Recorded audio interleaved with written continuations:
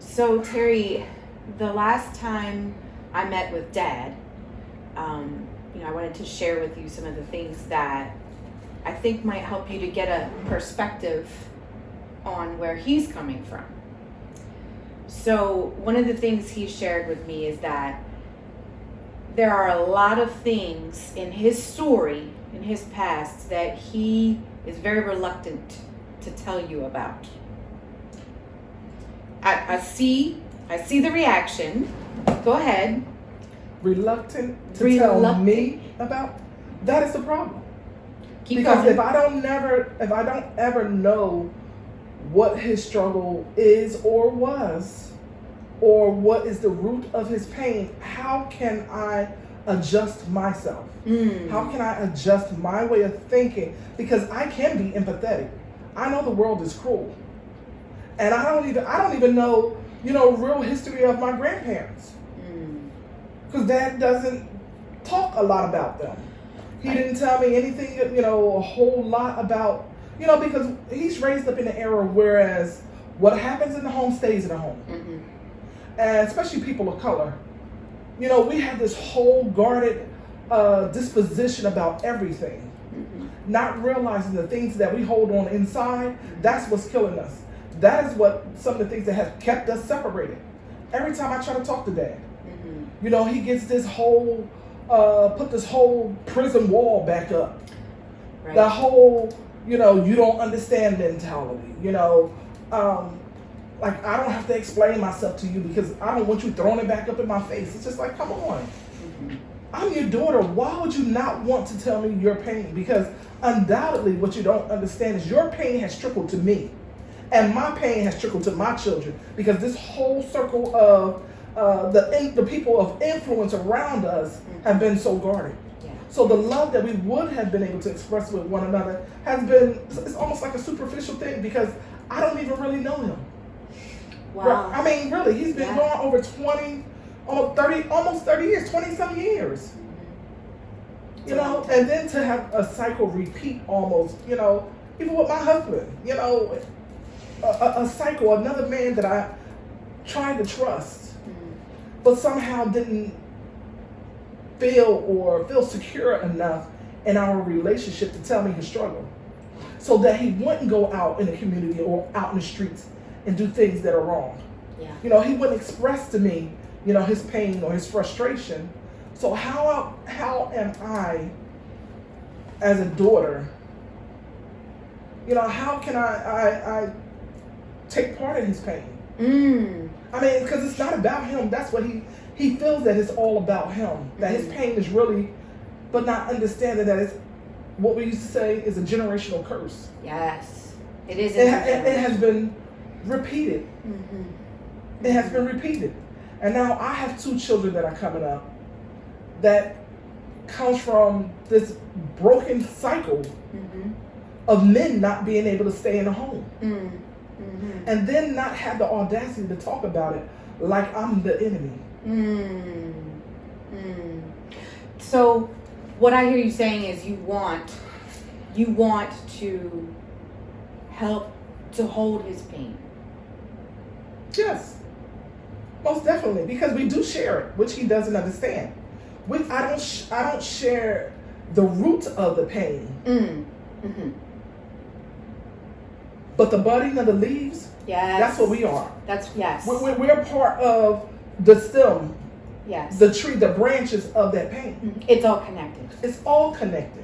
And if he doesn't understand that, that's the sad part. He, thinking that I'm disrespecting him. It's not that that's not my heart to disrespect him. But for so long, I have unanswered prayers, unanswered questions that he refused to answer. I like that you said that's the sad part.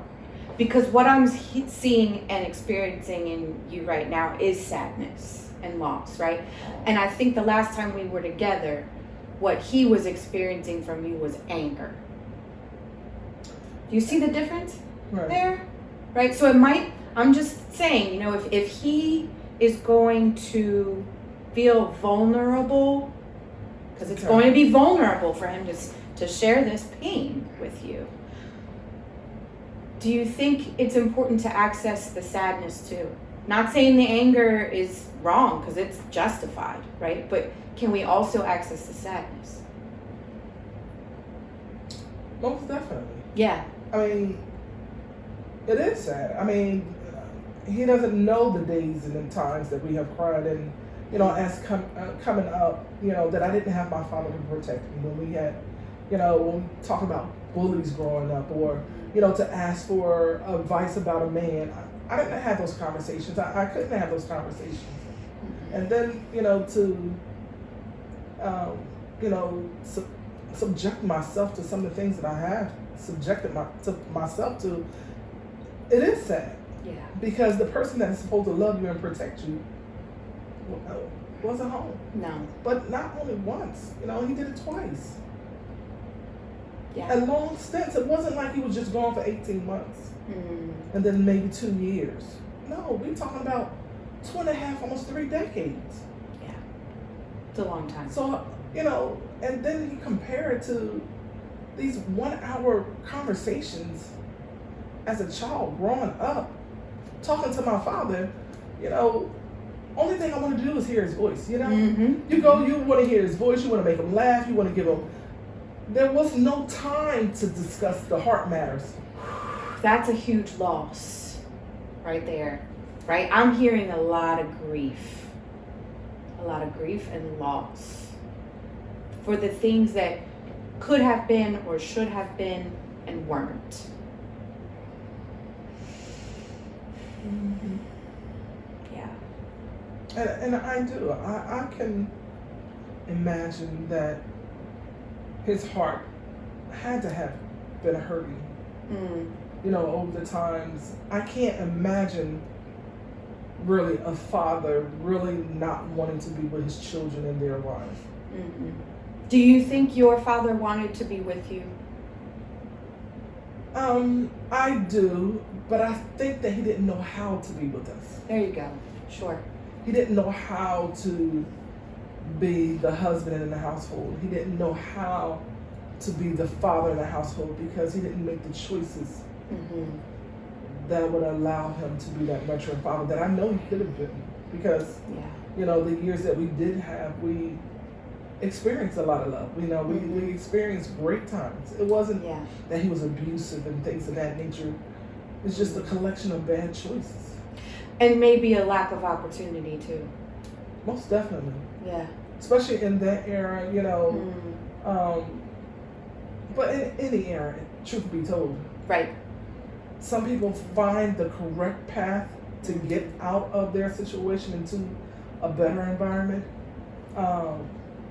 But ultimately is being able to make better choices and know that there are choices for you to make. And I think my dad did not recognize the opportunities that were available, or that could have been available, or that he could have created for himself. True. So a lot of times we don't balance out. We see I have children, I have a wife, and I have to do. And I can only imagine my mom. My mom probably was in his ear, especially with him not working. You have children, you need to provide. I can imagine, our mouths sometimes as women. So just to hear, I can imagine my mom. She was a gentle soul, but she could get a little feisty when she had to. Yeah, she could speak up. Right. And being that she had children, and I can only imagine. And we don't know what happened behind the doors either. They didn't argue in front of us. Dad said what he said, and we did accordingly. That's right. So we didn't have that, It was just, I think, again, just a collection of bad decisions, or maybe his associations. I don't know. But do you want to know? I do. I want to know the root of his pain, or the root that caused him to make these ongoing poor decisions. Right. That took him from us and kept him from us. And if you can know more about that story, what will that do for you and for your pain?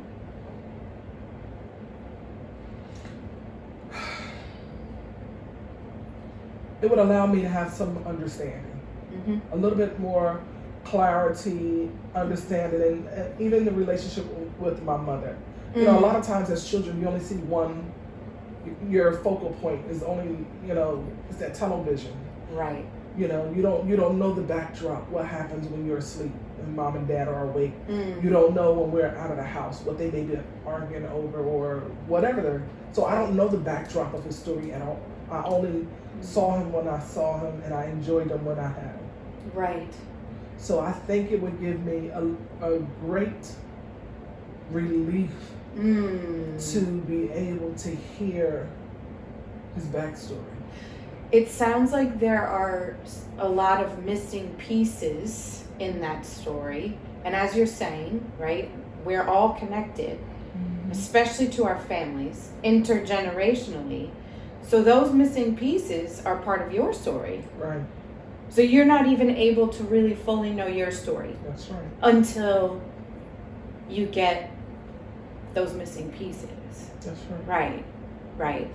And how can we then, because he's afraid, he's afraid to let you have those missing pieces. How can we help him to know that it's safe? To be mindful of my attitude and not to feel like, to attack him. Right, right. But to give him the time to breathe. To be able to inhale and exhale and release that I am here to try to understand him rather than attack him. There you go. Yeah. Yeah. And I'm not here to throw it back up in his face. That I'm here to just get healing. It's not even always about the closure part. Because sometimes we say, I just need closure. It's not.